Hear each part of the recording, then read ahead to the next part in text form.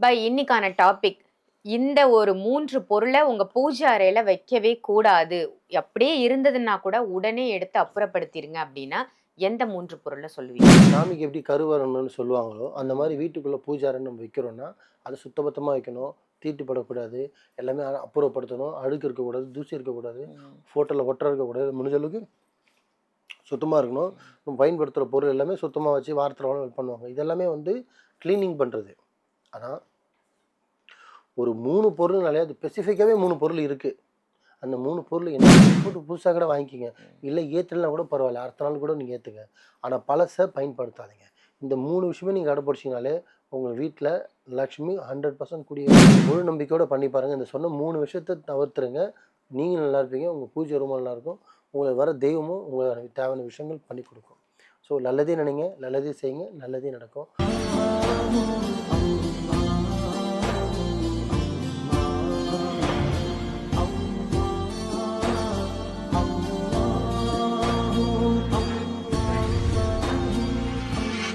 மர்ஜன் மனையர்கள் அனைவருக்கும் அன்பான வணக்கங்கள். புழல் காவாங்கரை ட்ரிபிள் எம் டவர்ஸ்ல இருக்கக்கூடிய மாலிக் பாய் அவர்கள தான் சந்திக்க வந்திருக்கோம். வணக்கம் பாய். வணக்கம்மா. இன்னைக்கான டாபிக் இந்த ஒரு 3 பொருள உங்க பூஜை அறையில வைக்கவே கூடாது. அப்படியே இருந்ததுன்னா கூட உடனே எடுத்து அப்புறப்படுத்திருங்க அப்படின்னா, எந்த 3 பொருள சொல்லுவீங்க?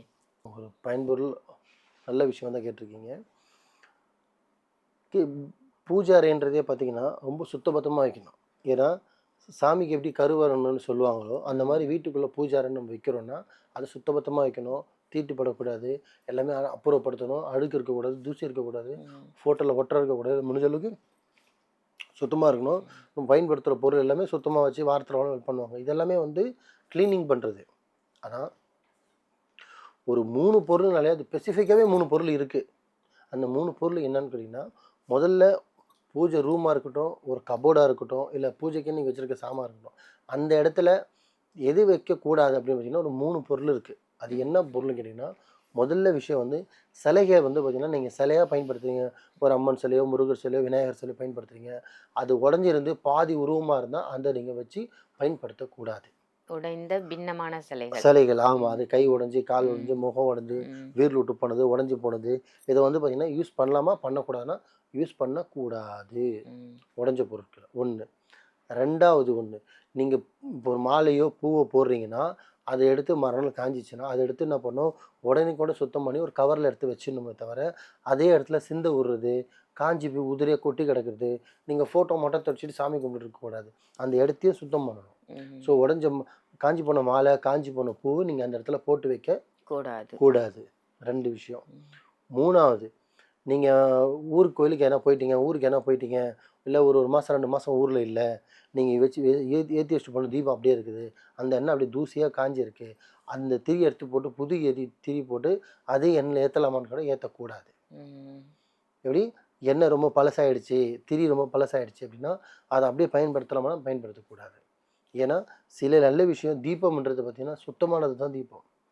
ஜோதின்றதே இறைவன்னு சொல்லுவாங்க. ஆமா. புரியுதுங்களா? ம். அப்படிங்கும்போது அது சுத்தபத்தமா இருக்கணும். விளக்க வந்து அப்படி சுத்தமான விளக்கி சுத்தம் பண்ணிட்டு, புதுசா எண்ணெய் ஊத்தி, புது திரி போட்டு ஏத்தணுமே தவிர, 20 நாள், 30 நாள் அப்படியே போட்டு வச்சத நீங்க பயன்படுத்தக்கூடாது. கூடாது. இந்த 3 விஷயம் நீங்க கடைப்பிடிச்சாலே போதும், உங்க வீட்ல லக்ஷ்மி குடியேறும். 1 காஞ்ச பூவோ, இல்ல காஞ்ச மாலை, ம். ஒரு விஷயம். ம். 2வது உடைஞ்ச பொம்மைகள், உடைஞ்ச சிலைகள். பொம்மைகள், சிலைகள். ம். அம்மன் சிலை, உருவம் சிலை, ஏதோ ஒரு சிலை இருக்கட்டும். ம். உடைஞ்ச மாரி உருவத்துல யூஸ் பண்ணக்கூடாது. 3வது இந்த பழைய எண்ணெய், ம். பழைய திரிய பயன்படுத்தக்கூடாது. நீங்க சொல்றது கரெக்ட்டு தான் பை. நெறைய பேர் வீட்ல இந்த எண்ணெய் வந்து பச்சை கலர்லயே மாறிடும். அதையே யூஸ் பண்ணிட்டே யூஸ் இருப்பாங்க. பண்ணிட்டே இருப்பாங்க. அதே மாரி வாங்கி வச்சுட்டு 1 மாசம் கழிச்சு ஊருக்கு போயிட்டு வருவாங்க. ம். அந்த 1 எண்ணெய் வாரம் 2 வீணா மாசம் வெக்கேஷன் போயிருக்கலாம். போயிட்டு வருவாங்க. ம். அத அப்படியே பயன்படுத்துவாங்க. அதனால நன்மையான்னு கேட்டா தீமை. ஏன்னா எந்த பயனும் கிடையாது நீங்க ஏத்தி. ஸோ அத மாத்திருங்க. அத தூக்கி போட்டு புதுசா கூட வாங்கிக்கங்க. ம். இல்ல ஏத்தலனா கூட பரவால்ல. அடுத்த நாள் கூட நீங்க ஏத்துங்க. ஆனா பழச பயன்படுத்தாதீங்க. இந்த 3 விஷயமே நீங்க கடைபிடிச்சீங்கனாலே, உங்க வீட்ல லக்ஷ்மி 100% குடியேறும். பர்க்கத் இருக்கும். வாழ்க்கையில முன்னேற்றம் இருக்கும். தொழிலும் முன்னேற்றம் இருக்கும். வீட்ல லக்ஷ்மி கலாட்சமும் இருக்கும். வீட்ல குலதெய்வம் வரும். ம். ஸோ இது முழு நம்பிக்கையோட பண்ணி பாருங்க. இந்த சொன்ன 3 விஷயத்த தவிர்த்துருங்க. நீங்க நல்லா இருப்பீங்க. உங்க பூஜை ரூமும் நல்லாயிருக்கும். உங்களுக்கு வர தெய்வமும் உங்களுக்கு தேவையான விஷயங்கள் பண்ணி குடுக்கும். ஸோ நல்லதே நினைங்க, நல்லதே செய்யுங்க, நல்லதே நடக்கும். வாழ்க வளமுடன். சிறப்பு பாய். ரொம்ப ரொம்ப அற்புதமா சொன்னீங்க. ஒரு பூஜை அறைன்னா எப்படி இருக்கணும்? எந்தெந்த விஷயங்கள்லாம் செய்யக்கூடாது அப்படின்னு. நல்ல ஒரு நல்லது தானே, நமக்கு ஒரு பாசிட்டிவான விஷயமா இருக்கும். நல்ல தகவல் பாய், நன்றி. நன்றிம்மா.